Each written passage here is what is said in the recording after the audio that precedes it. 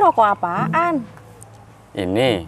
Ini rokok cepet kaya, murah, tapi rasanya luar biasa. Sebentar, kok bisa murah rokok?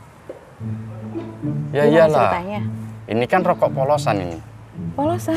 Iya. Lek, kamu nggak takut apa ini kalau rokok polosan sama rokok nggak ada pita cukai kayak gini? Nggak takut? Waduh, gimana ini?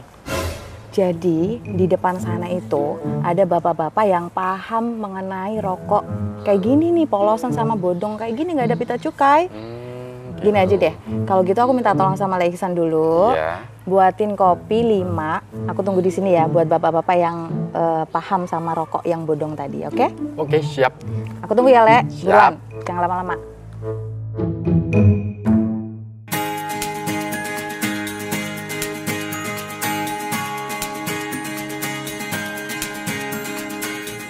Baik, assalamualaikum bapak-bapak, ibu-ibu yang sudah hadir. Waalaikumsalam. Ya. Baik pemirsa yang ada di rumah, hari ini kita sudah kedatangan narasumber yang sangat luar biasa. Pada hari ini kita akan berinteraksi mengenai dialog khusus mengenai cukai ilegal, dan sosialisasi ini juga akan membahas tentang perundang-undangan mengenai DBHCHT tahun 2023. Baik, saya perkenalkan di sini setelah hadir Bapak Wali Kota Madiun, Assalamualaikum. Dr. Andes Haji Maidia SAM MMPD, dan Bapak Kajari Madiun, Bapak Bambang Pancawahyudi SHMH. Assalamualaikum. Selamat datang Pak. Wabarakatuh. Dan juga ada Kepala Bea Cukai Madiun, Bapak Iwan Hermawan. Selamat pagi. datang Pak. Ya. Dan juga Bapak Kasdim 0803, Bapak Santosa. Selamat datang. Dan juga Ibu Kasat Binmas, Ibu Anis Heni Winarsi SBC. Selamat datang di kesempatan kali ini. Baik, langsung saja mengenai dialog khusus interaksi mengenai cukai. Yang pertama saya ingin bertanya langsung kepada Bapak Kepala Bea Cukai, ya, mengenai bea cukai ini kan termasuk juga pungutan negara yang dikenakan terhadap barang-barang tertentu ya, mempunyai karakteristik dan sifat tertentu. Dan ini saya ingin menanyakan bagaimana sih perundang-undangannya di bidang cukai itu apa saja dan implementasi masyarakat bagaimana? Silakan, Pak. Mohon izin Pak Kajari, Bu Anis, Pak Sis, Pak Santoso. Jadi benar, cukai ini adalah salah satu pungutan negara, salah satu sumber penerimaan negara di Indonesia, dan saat ini di Indonesia berlaku berdasarkan Undang-Undang Cukai Nomor 11 Tahun 1995, sebagaimana telah diubah beberapa kali, terakhir dengan Undang-Undang Nomor 7 Tahun 2021 tentang harmonisasi peraturan perpajakan. Cukai benar dikenakan terhadap apa sih yang kita sebut berdasarkan undang-undang barang kena cukai. Dan di Indonesia mungkin berbeda dengan negara lain. Di Indonesia saat ini yang barang kena cukai yang dikenakan pungutan cukai itu pada prinsipnya ada 3 golongan. Pertama adalah etil alkohol, kemudian kedua minuman mengandung etil alkohol, biasa kita mengenalnya ada nyebut miras, ada nyebut minol, seperti itu. Kemudian yang terakhir adalah hasil tembakau. Di mana hasil tembakau ini ada banyak. Kita kenal ada cerutu, kita kenal ada klobot, ada kenal kelembak menyan. Yang umum kita kenal masyarakat biasanya adalah rokok. Tapi ada juga satu yang terbaru adalah rokok elektrik, cairan yang mengandung nikotin ini, yang mengandung hasil tembakau, itu juga sebagai salah satu barang kena cukai yang dipungut cukainya. Itu pada prinsipnya itu. Dan implementasi di masyarakat bagaimana saat ini, Pak? Ya, jadi pada prinsipnya cukai ini diterapkan benar-benar dipungut berdasarkan barang tadi yang kemudian dibayar oleh masyarakat pada saat dia melakukan pembelian, dan kita sangat amat berharap apabila masyarakat mengkonsumsi barang kena cukai yang legal, yang bukan yang ilegal, artinya yang memang resmi dan membayar cukai. Baik, terima kasih Bapak Kepala Bea Cukai. Dan saya bergeser kepada Pak Wali Kota. Kali ini saya ingin menanyakan bagaimana pencegahan rokok ilegal yang dilakukan pemerintah Kota Madiun saat ini. Ya, jadi tadi sudah sampaikan dari Bea Cukai. Saya punya alat negara khususnya Satpol PP. Jadi kalau Satpol PP itu salah satu tugasnya ya barang yang tidak sah itu kita operasi, kita cek masyarakat, kita beritahu standar yang tidak sah tadi sudah disampaikan cukai, ya itu kita sampaikan pada masyarakat. Dan kalau itu kita temukan, ya kita sita. Ini Satpol PP selalu operasi di pasar. Karena apa? Barang ilegal yang tidak sah ini akan merugikan negara. Nah, masyarakat juga kita didik jangan sampai masyarakat itu terbawa ikut merugikan negara. Baik. Merugikan negara kan tidak tenang dia. Ada operasi, ada gini tidak tenang. Sehingga di Kota Madiun bagaimana semuanya taat pada hukum. Dan bagaimana apa yang dilakukan itu tidak melanggar hukum.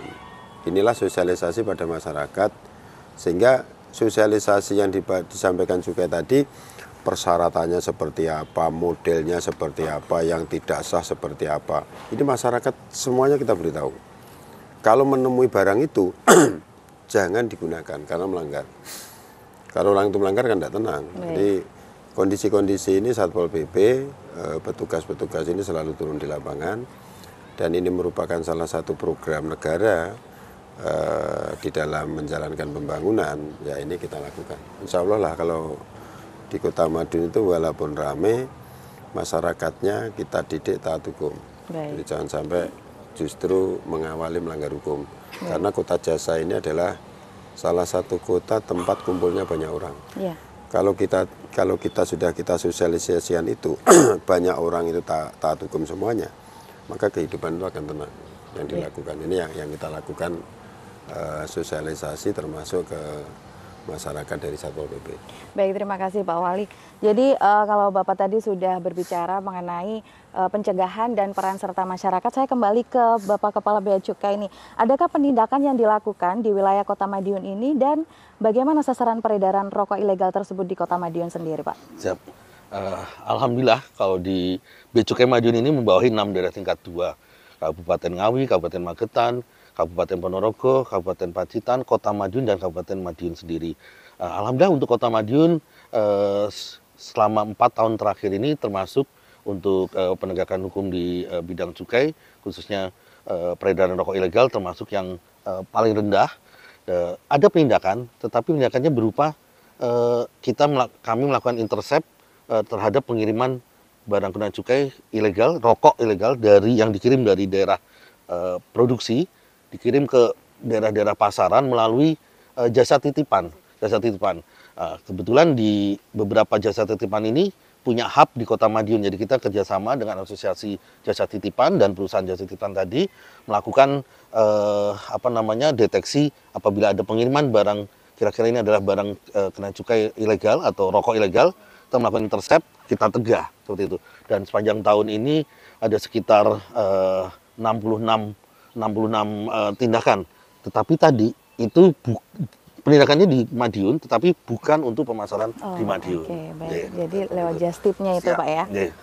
Baik pemirsa, jangan kemana-mana, kita jeda sejenak. Kita akan lanjut di dialog khusus mengenai gempur rokok ilegal.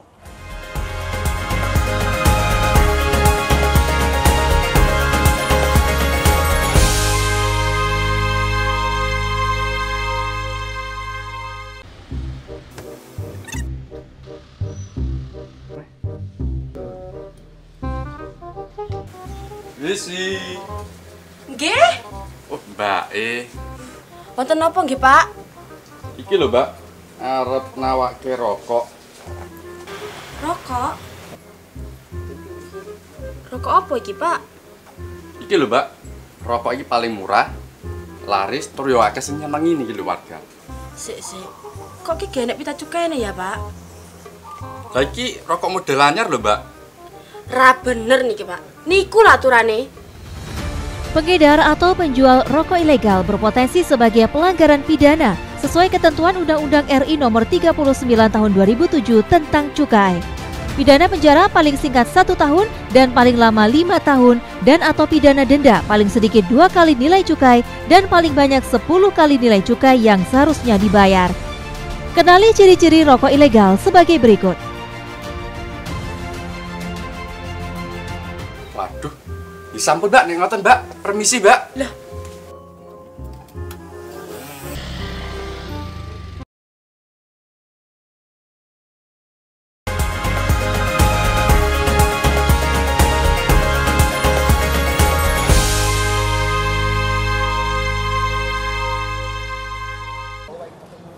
Nah ini nih Pak, Ibu dari Le Ihsan nih tadi sudah saya suruh buat kopi sama teh nih.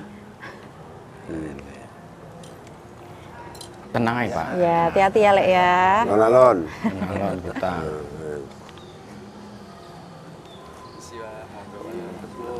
Ini kopi semua? Yang ini teh Pak ya. Oh, teh. Aku kopi. Kopi. Panjenengan kopi. Kopi. Kunci sedap. Oh, saya gak apa-apa sini. Nah, sini. Kurang no? Anu gak sah no? Anu nih apa? Terima kasih. Ya. Monggo, disilakan.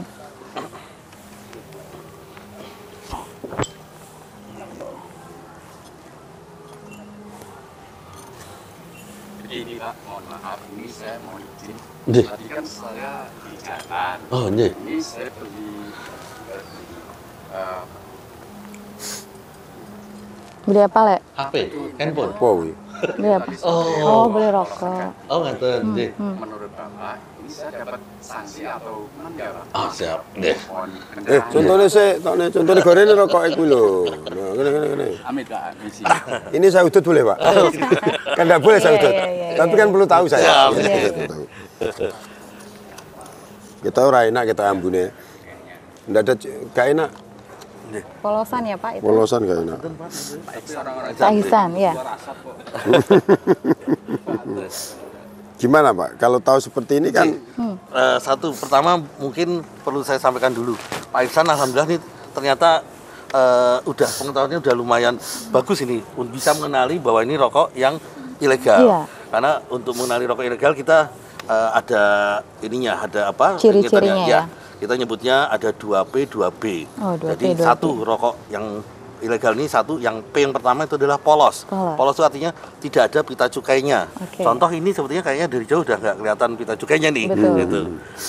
Dua, kemudian yang ada pita cukainya tapi ternyata pita cukainya pita cukai palsu. Oh, Pita cukai palsu, ada yang kelihatan mirip banget, ada yang cetakannya jauh dari yang asli. Oh iya. Itu berarti ilegal. Kemudian 2B yang pertama adalah dia pita cukainya ini ada pita cukainya, tetapi ternyata kalau kita amati benar-benar ini pita cukai yang pernah dipakai sebelumnya. Bekas. berarti, Pak? Bekas Oh, ya, oke. pita cukai bekas B pertama. Jadi biasanya kelihatan tempelnya itu ada apa?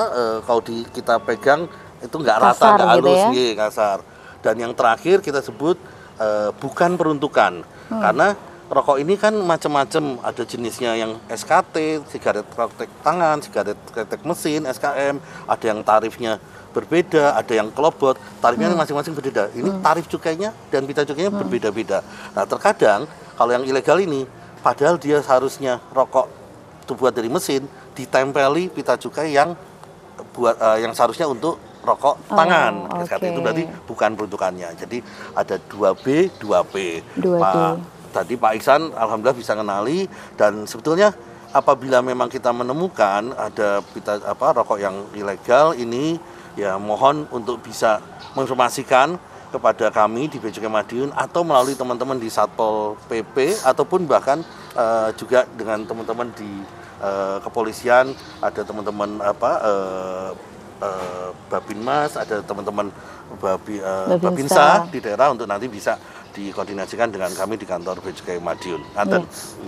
Kalau tadi mengenai ciri-ciri ya, 2P, 2B, ini modus apa sih yang biasanya pengedar itu berikan kepada pembeli lah istilahnya? Siap. Sekarang ini yang paling banyak terus terang adalah penjualan melalui online. Jadi masyarakat harus hati-hati di berbagai market online, marketplace online ini, apapun tanpa saya nyebut namanya, itu terkadang sekarang ada orang menjual barang tapi nggak jelas, gambarnya nggak jelas. Itu biasanya antara lain bisa jadi berupa rokok ilegal. Iya. Itu sekarang yang modus yang paling banyak yang terjadi itu sebetulnya. Baik. Terima kasih Pak Iwan. Saya bergeser ke Pak Wali Kota lagi. Ya, Pak Wali, saya mau tanya nih, langkah dan kebijakan apa yang diambil dalam rangka gempur rokok ilegal seperti ini yang sudah terjadi? ya yang jelas masyarakat harus lebih tahu itu yang ilegal dan yang tidak ilegal. Ini masyarakat harus tahu. Iya. Artinya apa? Masyarakat harus bisa membedakan. Kalau masyarakat itu tidak bisa membedakan, kan sama saja. Sehingga kita sering sosialisasi, mengumpulkan masyarakat, dan khususnya para penggemar rokok. Justru penggemar rokok ini kita ajak bicara, sampaikan kepada orang-orang sekitarnya, kalau beli rokok jangan yang ini. Iya. Orang penyumbang pajak tertinggi, karena udut terus gitu, udut terus, itu malah justru menjadi narasumber ke masyarakat. Waktu arisan, waktu dia kumpul-kumpul di pos kampling. Loh, nek tuku rokok jong ngene lho, iki gak sah iki. Iki racunnya malah saya nemen. Nah, dari kondisi ini tentunya semakin masyarakat tahu tidak boleh dirokok, itu disampaikan, dan yang menyampaikan itu perokok, itulah akan cepat segera. Ini insya Allah di Kota Madiun itu sudah kita lakukan ya. Baik. Kita lakukan keliling, Pak RT, Pak RW, kita cari yang suka ngerokok di pos kampling. Ini bila perlu nanti dari Satpol itu saya sampaikan, pos kampling itu dipasang. Iki rokok tidak sah, jangan dirokok. Yang sah saja tidak boleh dirokok, apalagi yang tidak sah. Nah, baik. Makanya bila perlu jangan dirokok semuanya. Ini bentuknya. Nanti saya buat seperti itu, insya Allah akan cepat itu. Jadi lebih edukasi ke masyarakat ya. Oh iya, masyarakat yang memilih mana yang legal dan ilegal. Baik, saya bergeser ke Ibu Kasat Bimas ya, untuk dari Polres Madiun Kota. Saya ingin menanyakan, bagaimana peran kepolisian dalam pencegahan peredaran rokok ilegal ini? Baik, terima kasih, pertanyaannya bagus. Pencegahan kepolisian dari peredaran rokok ilegal ini yang pertama adalah mensosialisasikan kepada masyarakat keterkaitan rokok ilegal ketika rokok dalam kemasan tersebut tidak ada peringatan kesehatan atau gambar.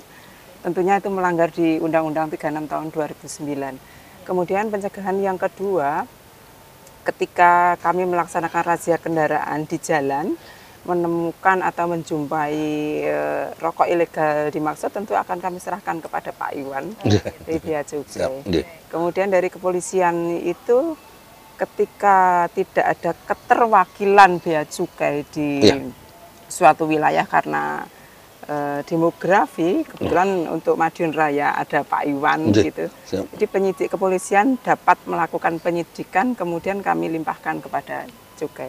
Itu 3 hal. Dan bagaimana ancamannya ya Ibu AKP? Ini untuk pencegahan dan sebagainya ini, ancamannya bagaimana? Pidanakah? Oke, untuk ancaman pidana di Undang-Undang Nomor 36 Tahun 2009 itu ancaman hukumannya maksimal 5 tahun penjara dengan denda 500 juta. Ada di pasal 119 Undang-Undang 36 Tahun 2009. Itu. Kemudian untuk korporasi, misalnya kemasan yang membuat sendiri, kemudian tembakau penyediaannya sendiri, ditambah denda 3 kali lipat. Dendanya 3 kali lipat denda ya? Itu undang-undang. Baik, terima kasih. Saya bergeser kepada Bapak Kajari, Bapak Bambang Panca. Baik Pak, saya ingin menanyakan peran kejaksaan dalam hal ini, penindakan peredaran pita cukai ilegal ini seperti apa yang ada di Kota Madiun? Baik, terima kasih Mbak. Jadi pada prinsipnya kami mendukung pemerintah kota dan Bea Cukai ya. Dalam hal ini terkait dengan ada 2 dukungan kami, yaitu pencegahan dan penindakan. Pencegahan berdasarkan Undang-Undang 11 2021 tentang kejaksaan, juga didukung oleh Undang-Undang Nomor 17 2011 tentang intelijen.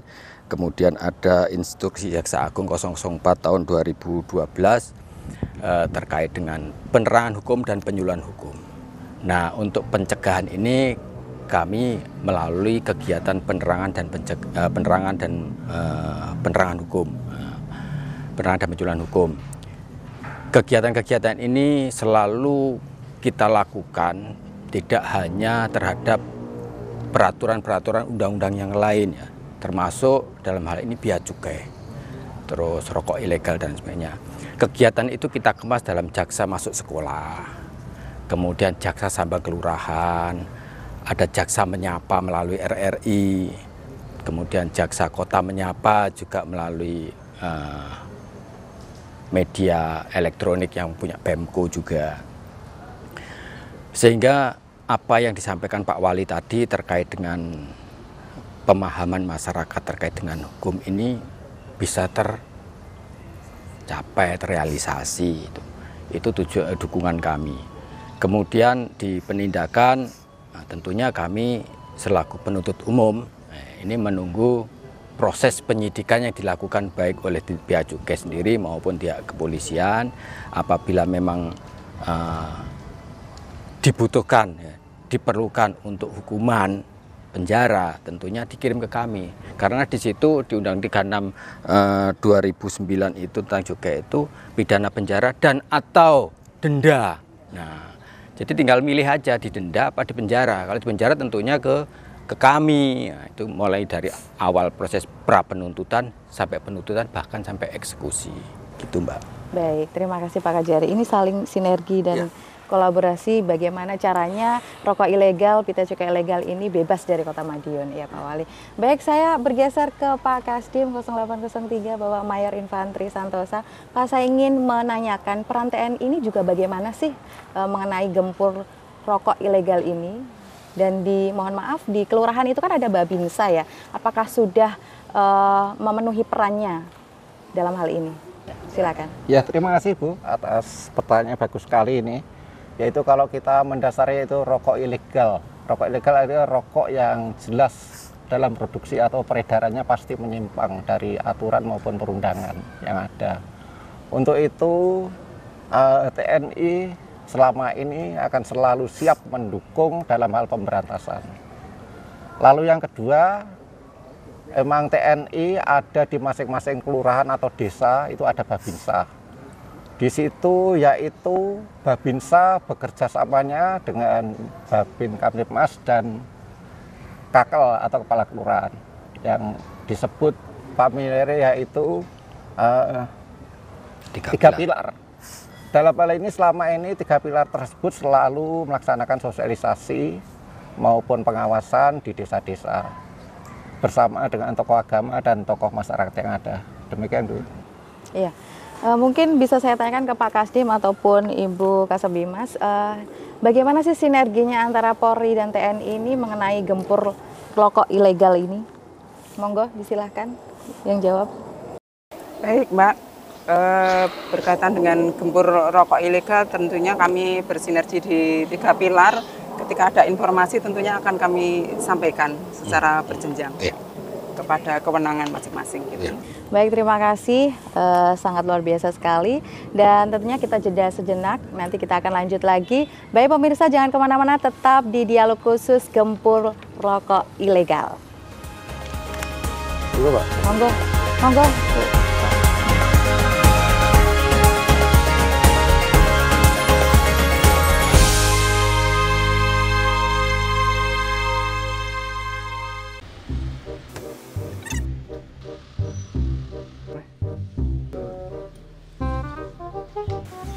Isi. Nggih. Oh, Mbak Wonten napa nggih, Pak? Iki lho, Mbak. Arep nawake rokok. Rokok? Rokok apa iki, Pak? Iki lho, Mbak. Rokok iki paling murah, laris, tur yo akeh sing nyenengi iki lho warga. Sik. Kok iki genek pita cukaine ya, Pak? Lah iki rokok model anyar lho, Mbak. Ra bener niki, Pak. Niku lah aturane. Pengedar atau penjual rokok ilegal berpotensi sebagai pelanggaran pidana sesuai ketentuan Undang-Undang RI Nomor 39 Tahun 2007 tentang cukai. Pidana penjara paling singkat 1 tahun dan paling lama 5 tahun dan atau pidana denda paling sedikit 2 kali nilai cukai dan paling banyak 10 kali nilai cukai yang seharusnya dibayar. Kenali ciri-ciri rokok ilegal sebagai berikut. Waduh. Disampun, Mbak, nek ngoten, Mbak. Permisi, Mbak. Lah.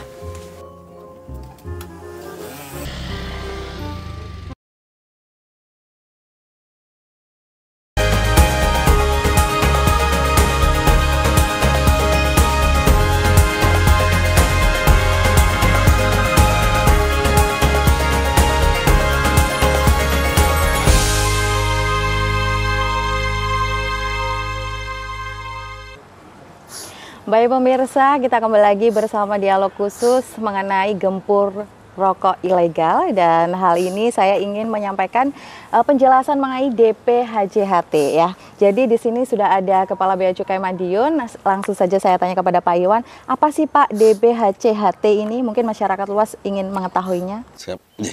Mohon izin menyampaikan.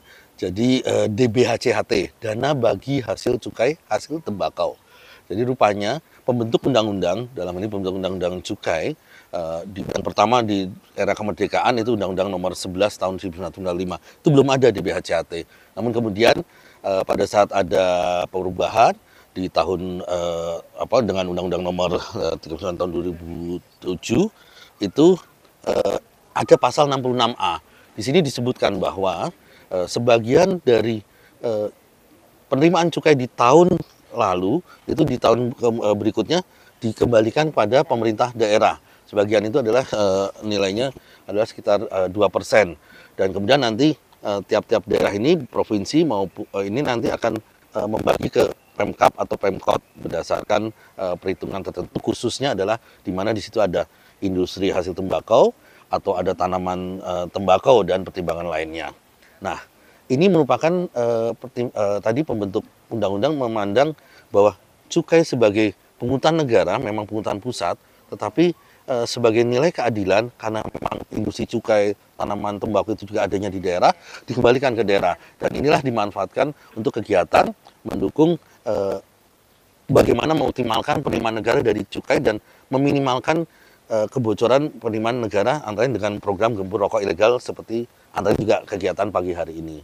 Dan itu alhamdulillah sangat amat peran dari teman-teman di pemerintah kabupaten kota, dukungan dari teman-teman di TNI, Polri, dan pihak kejaksaan itu sangat amat menjamin keberlangsungan kegiatan DBHJHT tadi. Ya, jadi intinya dana DBHJHT ini untuk kesejahteraan masyarakat. Betul, ya Pak ya, dikembalikan lagi gitu ya. Baik, saya bergeser ke Pak Wali ya. Pak Wali, Pemkot mendapatkan anggaran DBHJHT ya. Bagaimana sih realisasinya untuk pembangunan kota ini, khususnya Kota Madiun? Ya, jadi dana itu ada aturannya. Itu ada SK Menteri Keuangan, tidak salah. Terus dilanjutkan peraturan gubernur. Jadi kita sudah ditentukan bahwa dapat duit ini gunanya untuk ini, untuk ini, untuk ini. Salah satunya kalau tidak salah itu 40% untuk kesehatan. Itu rumah sakit, Inkes. Itu yang digunakan untuk obat, untuk alat, untuk gedung. Ya, ini itu sudah ada aturannya semua. Maka ya, tapi kita tidak boleh terima kasih pada orang yang merokok. Nggak boleh itu. Bila perlu jangan merokok dan jangan masuk rumah sakit. Karena apa? Saya punya rumah sakit akibat dari cukai, dia sakit. Orang sakit satu itu, orang sehat 3 jadi sakit. Karena nunggoni macam-macam. Rusak ekonomi itu. Pertumbuhan ekonomi kita rusak. Waktunya dia nunggu toko, nunggu perokok loro. Anaknya masuk kantor, nunggu bapaknya masuk kantor telat. Tidak boleh. Sehingga masyarakat yang kita harapkan bahwa dana ini bisa dioptimalkan, tetapi dapat dana cukai, tapi nggak usah ngerokok. Nah, ini penting ini. Jadi rumah sakit kosong boleh, rumah sakit saya cita-cita kosong, tidak ada orang sakit. Tidak pendapatan rumah sakit turun, tidak apa-apa. Tidak perlu dana ini. Tidak perlu saya dana ini apabila dana ini untuk merawat orang sakit dari akibat rokok. Nah ini yang penting. Jadi kalau rumah sakit saya kosong, tidak ada rumah sakit, tidak ada pendapatan dari rumah sakit, sudah terserah. Wong sakit orang enak, gitu. Nah ini kalau kita punya prinsip pendapatan rumah sakit itu semakin tinggi, itu salah. Apalagi disebabkan dari rokok dari cukai. Maka saya dibantu berapapun, saya hanya menghimbau uang boleh masuk, tetapi bukan uang ini untuk merawat orang sakit akibat dari rokok, apalagi rokok yang tidak sah. Ini tidak boleh. Jadi Itu sudah ada aturannya dan insya Allah aturan itu kita jalankan sesuai aturan yang dari kementerian. Iya. Kalau saya intip kemarin di bulan April itu pemerintah kota menyalurkan dana DPHJHT di 170 penerima ya, Iya. untuk BLT. Yang 600-an itu? 300.000 300-an kali ya? berapa itu ya Pak? Kali 3 bulan ya, bulan. per 3 bulan itu. Berarti kan sudah terlaksana dengan baik ya Pak Wali. Nah ini yang saya tanyakan untuk tahun depan bagaimana untuk pemberlakuan dana DPHJHT tadi?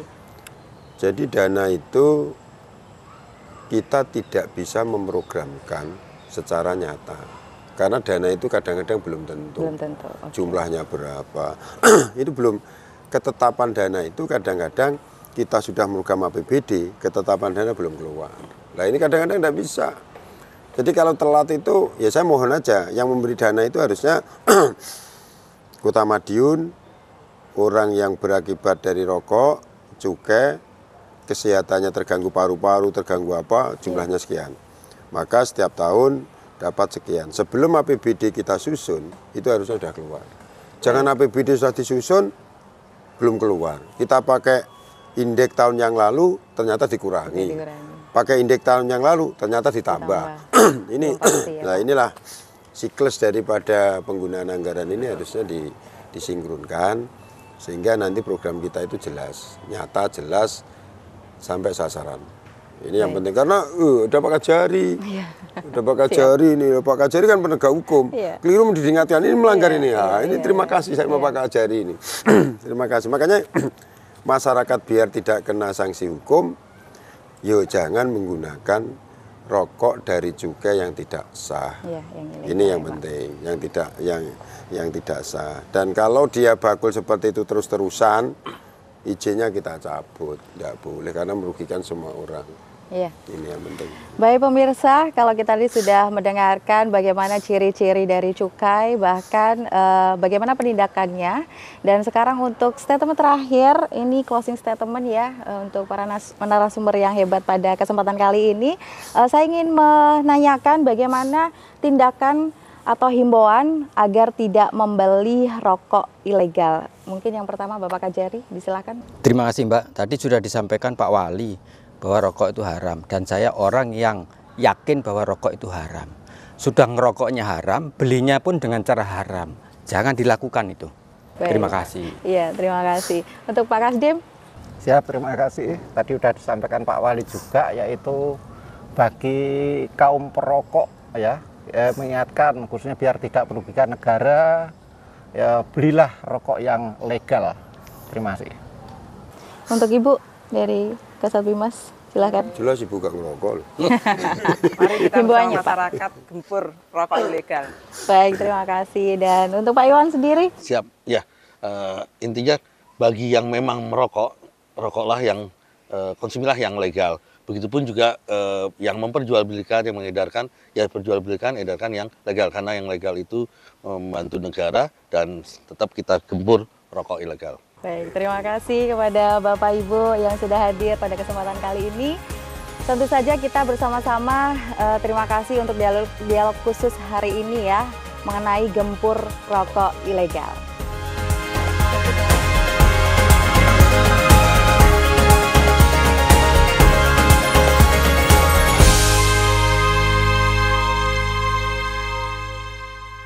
Nah, Le, udah tahu kan? Tadi kita ngobrol dengan narasumber yang kedatangan tamu yang luar biasa tadi mengenai bahayanya rokok yang Le Ihsan beli ini. Tahu kan? Iya. Nah, jadi jangan beli lagi kayak gini. Beli yang ada pite cukainya yang legal ya. Jangan lupa ya. Gimana kita kasih pesan ke pemirsa? Gempur rokok ilegal.